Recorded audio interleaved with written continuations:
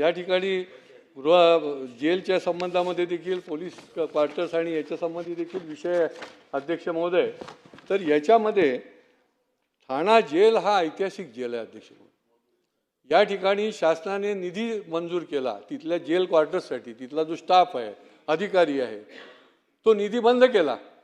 गृह विभागाने का त्यांना आदेश दिले की आता ही जेल जी आहे ती आता बंद करायची आहे, ही जेल हलवणार आहे, ही काय बिल्डर लॉबीची याच्यामध्ये घाट घातलाय का? हा बिल्डर लॉबीचा डाव आहे का?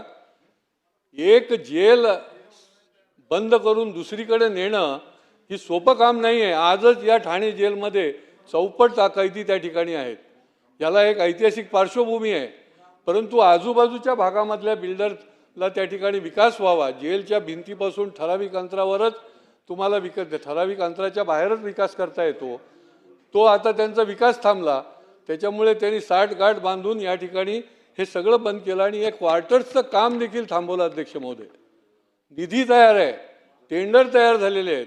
ह्या लोकांनी काय पडक्या क्वार्टरमध्ये राहायचं? समोर पावसाळा उभा राहिलेला आहे आणि त्याच्यामुळे ठाण्याच्या लोकांचा कडाडून विरोध आहे की अशा प्रकारे ही जेल बंद करून, की ज्याला एक ऐतिहासिक महत्त्व आहे, हा जेलच्या आधी हा किल्ला होता, त्या ठिकाणी अनेक आम्ही स्मारकं उभी करतोय आणि एखादं जेल त्या ठिकाणी तुम्ही बिल्डर लॉबीच्या आग्रहाला बळी पडून करत असाल तर ते आम्हाला चालणार नाही अध्यक्ष महोदय।